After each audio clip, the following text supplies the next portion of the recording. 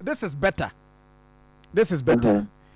So yo, it's the man in Mahama. Ejumapa obo. Me Ghana after into my place. Oba na dollar 17 cedis. Na dem and $1 10 cedis. Just for money for do ko. I see. And then petrol go. Only we working for minor. If I do ko do mention some for cry e be for kumha. E just say o minor. No, I see. I see. Agenda no kind. Okay. I see. But Chief, I'm going to get you. Chief, so no. You are not to talk to me. Not to offer me. Program. Koso. Koso. I'm going to take it. Within the next 2 weeks. Yes, I'm going to get no. There were 10,000 bells. I have a chamo, be a ruby. And also, Monsieur, machines. I have chamo. It is a man, a quay, those machines here. You might be here, you must say, or maybe I do no quad. Maybe, Sir Jumapa is actually the man Mahama. Amoh man, Madame will be any adject. And no fake you will be any adject. Just a family boy, Juma. Okay. I see. And now they also have as Asokwa Municipal. Na say they will cancel near my koyi no. Kasi me bacho jina so na tie we dey omo residents e ho na dey. Oh, my name dey say yes, my name essentially Jangamani Mahama. Specific 10 kilometers. Area my name Omo 10 kilometers you hear see a municipal this year. They are packaging some of the routes already. If my hand sign a tampon line, every day try my PA new road, every day we are bringing over the packaging. Even last week, every packaging, I can 10 kilometers. I hear part of your use. So, the past government attach and here so me buy or the goods or the anya the goods and can hear say you know this about 1 year and then you just say you have packages at 10 kilometers so it be account part of carting with the car and the only say asphalt we know asphalt we globally so now you just can keep it but this year maybe next year bigger asphalt overlay maybe. That's some of the areas here say asphalt overlay. And Chief, specifically, this is some of the areas, but specifically, this is a report I'm a demo. Ebiana Ekanwa, you tell us. Did I message now? So let's see. Say Ekanwa, you let us know. Most of the roads are packaged. But most yes. China, more China, Kasi area also. Yabehe. To be fair, you are packaging a lot of routes. But yeah, sure within our 10 kilometers here for this year now. And I make sure specifically the tampon line and saying maybe the PB with me a new year. Anyway, last week or mother we are now attaching you so we just do another come. Any other parts of Kasi area honestly this will come home. And the after almost 10 kilometers no, we are the cover really. Once it's done, then some contractors will come on site so that they metro dimension. Now some of the areas so you are packaging some of the villages. Because inside a example like that, you are packaging almost 500 meters with the village here from Sekimo, a DPS come back to so now along so that the whole there are some of the routes that are packaging. Now, I'm going to 10 kilometers for the beneficial. Aquina, far Cassia, Coco Farmer, which be far Coco P, China more. No, so Aquina in Aka 10 kilometers. No, yeah, we say your priority, your area, you are not already not a Juma Posada because you want me to attach a Juma, no, will be no thing or so. No, but I want to understand a Kahuana. Yeah, it's all parts. You are packaging in here together. I can't 10 kilometers now. We'll come once. Yeah. You're packaging in here together. Yeah. And Acha Webe contractor no da be na obekọ ama manfo no and I'm urban routes money direct from Accra. Once we package you it's left with the original urban routes. So many na Accra for packaging in the co, but as you say, urban roads regional, ebe contract na mano there. You cannot tell us. And no new in some. When say this year, you might 10 kilometers for each municipal within the Greater Kumasi. Hello? Yes. 10 kilometers within the Greater Kumasi. So we are the Juma Abuamane. Upon many 10 kilometers, we are packaging these roads for this 10 kilometers so that we get the benefit from the 10 kilometers. And you say the package I can say we do Juma Bana in other side. So we are major urban routes, national urban routes, so they have already awarded the contract and nearby. When you see a better a good environment, I mean, I Juma, I can say about Juma to our satisfaction. Abuama Jumana, you're so much fun. Oh, okay. And you share urban routes for him. Yes. But in the interim, you can do drip operations from Mona, the reshaping. And then very soon, you're the reshaping in all the 12 lecture areas. And the drip machine is about the area for 2 days, or the big car. So that it will be every community, every lecture area to get the benefit of the drip. Operations. Now, see,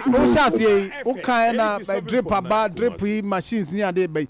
Drip on Asokwa Municipal. Oh, yeah, you're the true eventually. Mobile, you're back to eventually, and you can't choose water brother and eventually Mila. Yeah, you're the true Juma. Juma come. Any grader at the Juma, the boy, Juma. Na say aban make I say aban engage nkrofo ano mo training omo so mo de machines be yaduma omo nyina operators omo nyina ewo ho a they are omo exist within the municipal. You only say operators only once the two governments omo people mo ko training. And when they are finished the training, they will come and start operational. And you ask to use it, you call them to come and assist us. But the government is working on them. You are still on training now. Training. But once they are finished training, then you get permanent operators to run the base for us. But as at now, no. Your people are from always. When you need their services,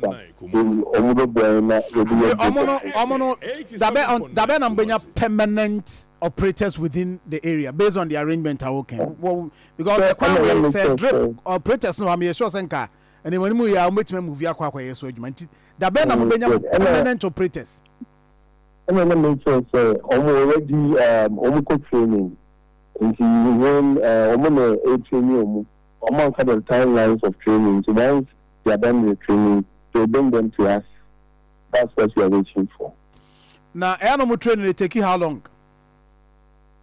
Specifically, I can't tell because I don't have details on their training with tools and other things.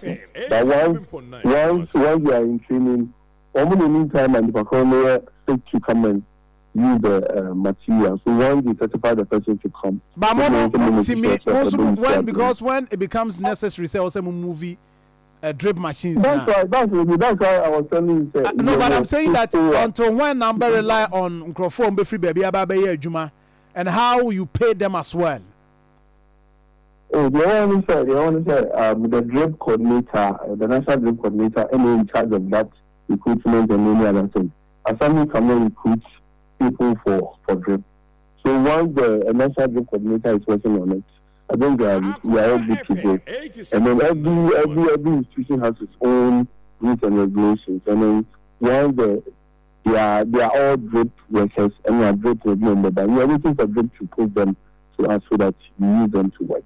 And finally, on this road, you are saying that more packaging, more train. regional urban routes. So Amoh about the contract, not contractor no, and move it to site. Yes, that's all that is needed.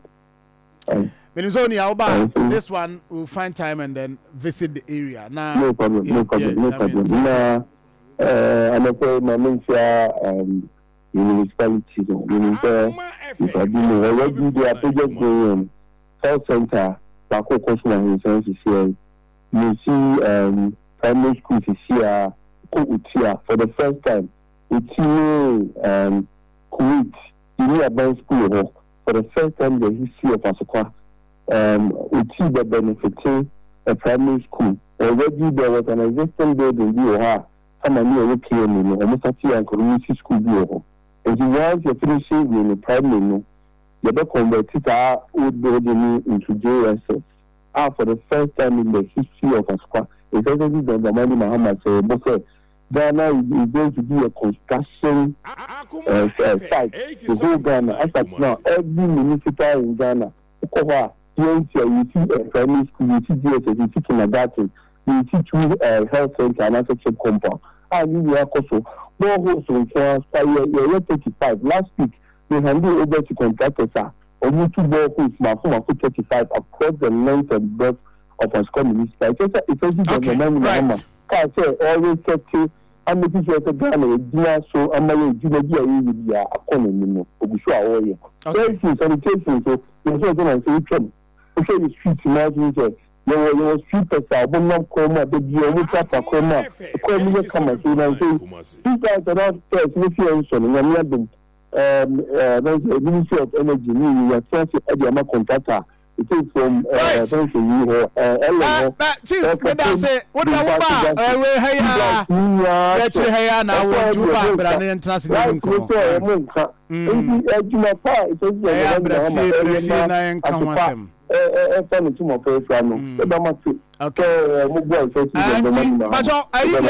finally, where they finally is here now, Mehaya, Manimu Haya, a dice or a quite idea that see contract any site. Other idea that see was our project, no.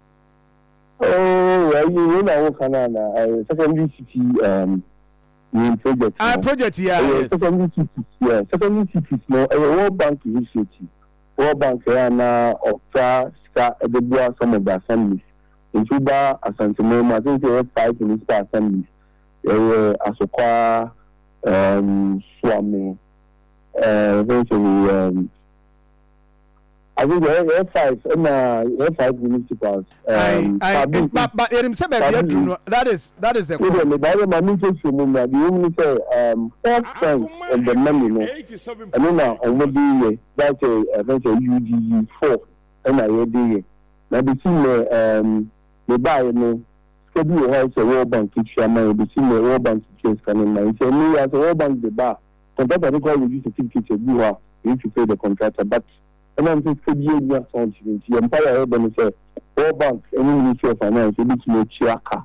Any Chiaka, you need to contractor certificate so that you come back to site and continue the work also. And that also if you're doing actually the center no or side is ask can be asked for you compare with you if you are not the senior and also contact and with the car or ready to TV officer you have to pay him. And the problem no there's a problem in no yes sir also secure free work back and man project now once a year but some matisa sika bi so ankofo atuatua na omo pastors ni bi ntimi mfasa sika ni nwie ho the World Bank woni sise so far as onu ya de na onu ya ntimi first bia obi an go dey enkoso so ntimi en sise we but entire we dey say ya so World Bank and Akoma ya kunya so that we can continue international